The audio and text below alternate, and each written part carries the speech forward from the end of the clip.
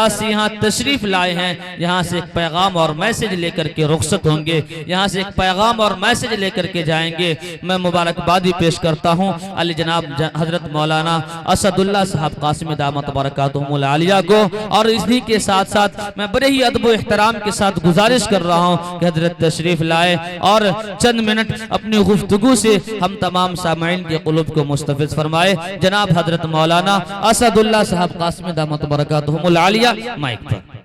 आज जो हालात हमारे सामने हैं और जो मुआशरे की सही तस्वीरें हमारे सामने आ रही है, उसे देख देख कर, उसे पढ़ पढ़ कर हमारे दिलों में गम और अलम का एक तूफान उठ रहा है।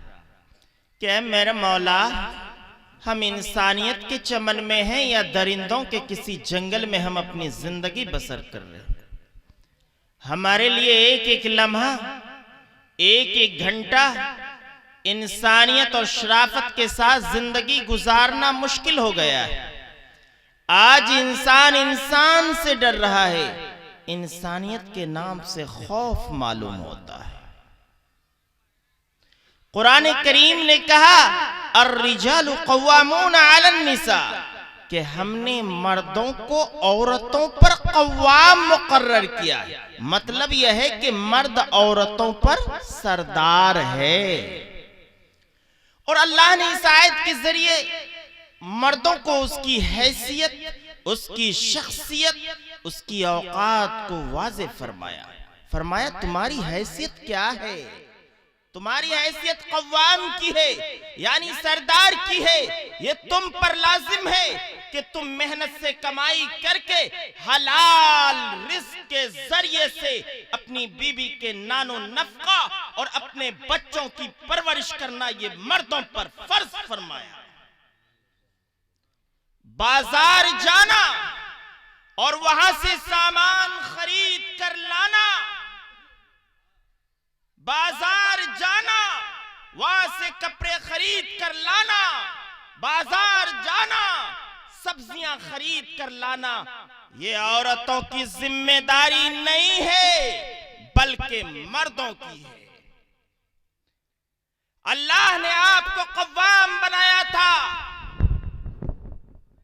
सरदार, लेकिन हकीकत पूछिए तो आज मुआशरा ऐसा हो गया है कि मर्द सरदार नहीं, औरतों को सरदार बना दिया गया है। बाजार मां बहनों को इसलिए भेजा जाता है अक्सर और बेशतर कि उसको डिस्काउंट बहुत कम ज्यादा मिल जाएगा। 100 रुपए की चीज है, उसे 60 रुपया में मिल जाएगा, और मर्द हजरात जाएंगे तो 100 तो 95 में मिलेगा। ये जहन बन चुका है। मेरे मोहतरम बुजुर्गों, दोस्तों, आज मैं आपको बताऊं, मेरे मोहतरम बुजुर्गों, दोस्तों, मेरे मोहतरम बुजुर्गों, दोस्तों, आज हम और आप अखबारों में पढ़ते हैं ना कि फलानी जगह पर एक मासूम लड़की को जिंदा जला दिया, फलाने मकाम पर एक नौजवान ने एक भाई की बहन को जिंदा जला दिया। आखिर हम जलती हुई तस्वीरों को हम देखते हैं, इन रिपोर्टों को पढ़ते हैं, तो क्या हमारे दिलों में ये सवाल नहीं उठता कि बताओ इस नाजुक से जिंदगी ने कौन सा जुर्म किया था जिसकी सजा हमारी और आपकी अदालत ने उसे मौत लिख दिया? कुरान करीम ने कहा रिजालु क़व्वामून अलन निसा, कि हमने मर्दों को औरतों पर क़व्वाम मुकर्रर किया है। मतलब यह है कि मर्द औरतों पर सरदार। आज ये भेड़िए जो जहेज के नाम पर पूरे मुआशरे को गंदा कर रखा है, मैं मिसाल दिया करता हूं, बुरा न लगे। अब बुरा तो नहीं लगेगा जो लिए होंगे। देहात के अंदर फकीर हमारे और आपके पास जो आता है ना, अगर 2-5 रुपए दे देंगे, 2 रुपए 5 रुपए, या 2 ही रुपए दे दें या 5 ही रुपए दे दें, खुशी खुशी चला जाएगा। लेकिन शहर के अंदर जो फकीर होता है, चाहे दिल्ली के अंदर हो, मद्रास के अंदर हो, कलकत्ते के अंदर हो, बेंगलोर के एमजी रोड में आप चले जाएं, वहां पर जो फकीर होता है ऐसे नहीं मांगता, अंग्रेजी में मांगता है। अगर आपने भूले से 2-4 रुपए दे दिया तो आप ही की तरफ उछाल फेंकेगा कि खुद जमाने का फकीर तो नहीं हो, इस महंगाई के जमाने में 2-4 रुपए देते हो।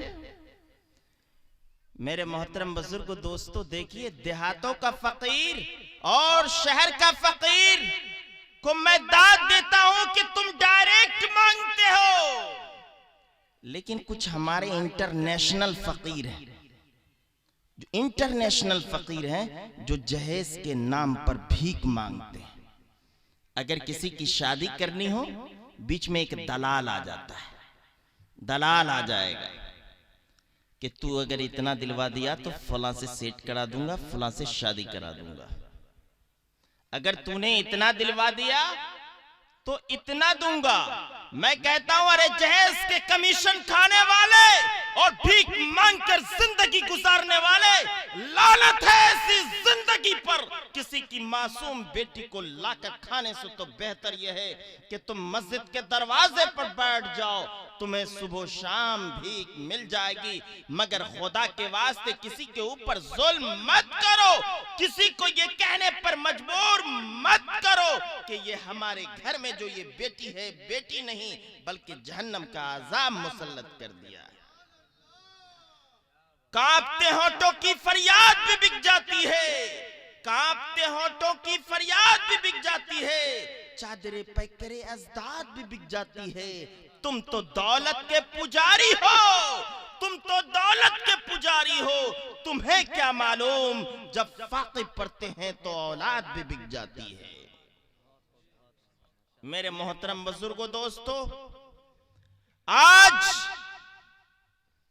खास तौर पर ये मुस्लिम कौम जिंदा नहीं बल्कि मुर्दा हो चुकी है, मुर्दा हो चुकी है।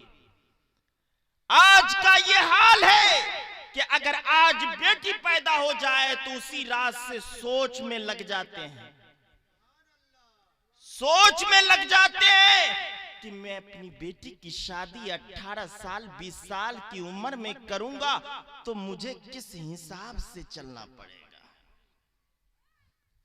क्या हमारे लाडले हबीब ने, जनाबे मोहम्मद रसूलुल्लाह सल्लल्लाहु अलैहि वसल्लम ने हमें यहां छोड़ा था? क्या यहां छोड़ा था? क्या हुजूर का तरीका यही था? सहाबा इकराम का तरीका यही था? ताबई तबे ताबई का तरीका यही था? नहीं मेरे मोहतरम बुजुर्गों दोस्तों, मेरे लाडले हबीब तो रहमतुल लिल आलमीन थे, वो तो हमारे लिए आइडियल थे, नमूना थे। उन्होंने हर मैदान में कर कर दिखा दिया कि ऐ मेरी उम्मत के लोगों, तुम्हें इसी तरह से चलना है, इसी तरह से चलना है। लेकिन हम और आप रसूलुल्लाह के तरीके को छोड़ दिया, और जब से छोड़ा है हमारा हाल बुरा होता चला गया, बद से बदतर होता चला गया। न हमारे रिस्क में न बरकत, न हमारे औलाद से कुछ फायदा जो हासिल होना चाहिए वो हो पा रहा है। किसी भी चीज में बरकत नहीं हो पा रही, किसी भी चीज में बरकत नहीं हो रही है। अरे हमारे रसूलुल्लाह सल्लल्लाहु अलैहि वसल्लम ने शादी को कितना आसान फरमाया, मैं बताऊं? साहबी जानते हैं किसे कहते हैं? साहबी कहते हैं कि जिसने ईमान की हालत में लाडले हबीब जनाबे मोहम्मद रसूलुल्लाह सल्लल्लाहु अलैहि वसल्लम को देखा हो और ईमान ही की हालत में उनकी वफात हुई हो, उसको सहाबी कहते हैं। दो सहाबी रास्ते में जा रहे हैं, जैसे हम और आप या दो साथी हैं और सुबह में टहलने जाते हैं ना, वैसे दो सहाबी टहलने जाते हैं। गौर से सुनिएगा, टहल रहे हैं। एक ने कहा कि एक सहाबी कहते हैं दूसरे सहाबी से, मतलब एक दोस्त तो दूसरे दोस्त को कहते हैं, ए फला सुनने में आया है कि इस घर के अंदर एक बड़ी नेक खातून रहती है, बड़ा नमाजी है, तहज्जुद गुजार है। तो दूसरे सहाबी ने कहा कहना क्या चाहते हो, तुम कहना क्या चाहते हो? कहा कि वो मुझे पसंद है, मैं चाहता हूं कि मैं उनसे निकाह करूं, उनके ये औसाफ है, ये तहज्जुद गुजारी, ये नमाज की पाबंदी, हर एक चीज है, एक न एक दिन तो करना ही है। मैं चाहता हूं कि ऐसे खातून से मैं निकाह करूं। ये बात कहां हो रही है? जहां लड़की का घर है उसके सामने हो रही है। अब देखिए, दोस्त ने कहा, क्या तुम वाकई शादी करना चाहते हो, निकाह करना चाहते हो? कहा मैं करना चाहता हूं। कहा तुम यहीं ठहरो, जिसका निकाह होना है उनको वहीं ठहरा दिया। और लड़की के घर जाते हैं, दस्तक देते हैं उनके दोस्त, खटखटाते हैं, अंदर से आवाज आती है, कौन? मैं फुला। दरवाजा खोला जाता है और लड़की के रिश्तेदार हुआ करते हैं। उनके रिश्तेदार खोलते हैं और कहते हैं कि फुला साहब कहाँ हैं? कहा कि फुला साहब अंदर हैं, जरा बाहर बुलाइए। बाहर आते हैं। अब देखिए वो सहाबी जो पैगाम लेकर आए हैं किस अंदाज में बोलते हैं। कहा कि वो मेरा साथी है, वो मेरा साथी है, आपकी बेटी से, आपके लख्ते जिगर से वो निकाह करना चाहता है। आपको पसंद है या नहीं? कितनी साफ गोयाई! ऐसा आज होगा? नहीं हो पाएगा। वो मेरा साथी है, आपकी बेटी से निकाह करना चाहता है, आपको पसंद है या नहीं?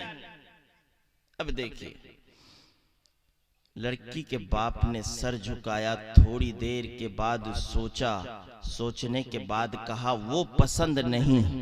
मतलब जिसका तुम पैगाम लेकर आए हो वो पसंद नहीं है, बल्कि तुम पसंद हो। क्या तुम निकाह करोगे?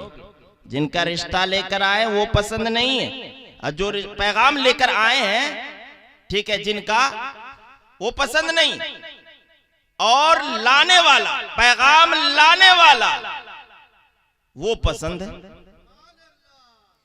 वो पसंद नहीं, बल्कि तुम पसंद हो। क्या तुम निकाह करोगे? अब वो सहाबी सर झुकाते हैं, सोचने लगते हैं कि लड़की बड़ी नेक है, तहज्जुद गुजार है, जब मेरे साथी के नसीब में नहीं तो करने में क्या है। थोड़ी देर सोचा कि लड़की तो बड़ी नमाजी तहज्जुद गुजार है, कर लेता हूं। वो सर झुकाते हैं, झुकाए रहते हैं। थोड़ी देर के बाद सर उठाते हैं, कहते हैं कि कर लूंगा, निकाह कर लूंगा। अब देखिए, अब बात लंबी हो रही है, तो जो साथी वहां है जिनका पैगाम लेकर आए हैं वो सोच रहे हैं बात मेरी बन रही है, मेरी बात बन रही है, इसलिए तो लेट हो रहा है, इसलिए तो लेट हो रहा है। अगर इनकार होता तो आ जाते। वो फूले न समा रहे हैं। अब देखिए, निकाह कितना आसान है, इससे आप समझिए कि घर के अंदर ही कुछ अफराद थे, लड़की के चचा ने निकाह का खुतबा पढ़ा, निकाह हो गया, निकाह हो गया। थोड़ी देर के थोड़ी देर के बाद जब बाहर जाते हैं और निकलते हैं तो दोस्त तो दूर ही से कहता है, दोस्त काम हो गया। कहाँ हो गया? वाकई हो गया। कहाँ वाकई हो गया? लेकिन दोस्त मामला उल्टा हो गया, निकाह की बात तुम्हारा लेकर गया था, निकाह मेरा हो गया। कुर्बान जाइए, कुर्बान जाइए सहाबाए किराम पर, क्यों उन्होंने हमारे और आपकी तरह लड़ाइयां नहीं की, उनके रिश्तेदारों ने लड़ाइयां नहीं की। अगर आज हम और आप होते तो केस करते, मुकदमा करते, खानदान की खानदान लड़ाइयां चलती। अरे तूने मेरे चचा के साथ, तूने मेरे फला के साथ ऐसा मामला किया, खानदान की खानदान लड़ाइयां चलती। लेकिन कुर्बान जाऊं वो सहाबी रसूल, उसने उनको दुआएं दी, ऐ मेरे दोस्त अल्लाह आपको सलामत रखे, अल्लाह आपको सलामत रखे। बीच में आर मैं बन रहा था, असल में अल्लाह ने तो आपको चुना था।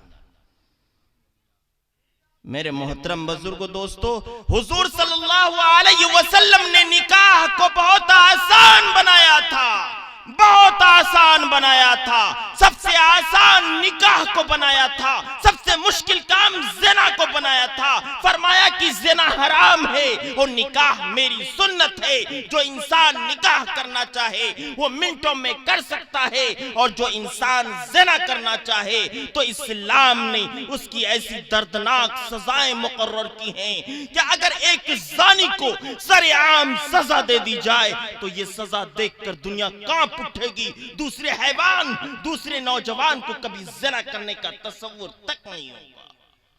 लेकिन आज हमारा मुआशरा उल्टा हो गया, निकाह मुश्किल, ज़िना आसान हो गया।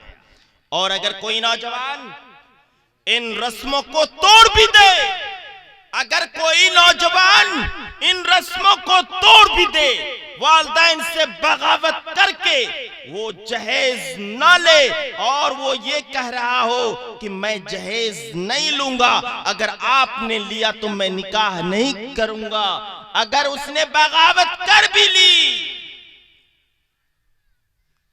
अल्लाह रहम करे हमारी घर की औरतों पर। मैं तमाम औरतों को नहीं कहता, जो इसके कायल हैं, जो कहती हैं। और आज के दौर में तो ये भी सुनने को मिला है मेरे मोहतरम बुजुर्गों, दोस्तों, कि अगर उनको कहिए कि भाई जहेज नहीं लेना है तो कहेंगे अरे मौलाना साहब, अरे फौला साहब, बेटी की शादी जो हम किए थे ना तो इतना जहेज दिए थे, बेटा की शादी कर रहे हैं तो इतनों तो लें, इतनों तो लें। ये मामला हो गया है मेरे मोहतरम बुजुर्गों, दोस्तों, ये मामला हो गया है। मैं यहीं पर कह दूं कि ये जो जहेज लेते हैं ना, चाहे इधर से हो, दायां से हो, बायां से हो, या ऊपर से हो या नीचे से हो, किसी तरह से जायज नहीं है, ये हराम है, सुअर का खून समझिए इसे। खुदा के यहां आपको इसका हिसाब देना पड़ेगा। हम माँ बाप मिलकर बेटे की शादी कराते हैं और परेशान कर देते हैं उनके ससुर को, क्या अगर गाड़ी नहीं दिया मेरे बेटे को तो ये कर दूंगा, वो कर दूंगा, निकाह नहीं करूंगा, और खुद परेशान। शादी होने के बाद खुद वो परेशान जिस बेटा के लिए हम मर रहे थे, सारा अजाब उनके ऊपर अब जाएगा, उनके ऊपर जाएगा। और ये भी बात बता दो, चाहे आप करोड़ रुपए ले आइए, आपके उस पैसे में बरकत नहीं हो सकती है। उस तारीख से नहुसत आपके घर में घुस जाएगी, नहुसत घुस जाएगी। इसीलिए आप हजरात से मैं गुजारिश करूंगा कि आप हजरात भूल जाएं कि जहेज कोई चीज होती है।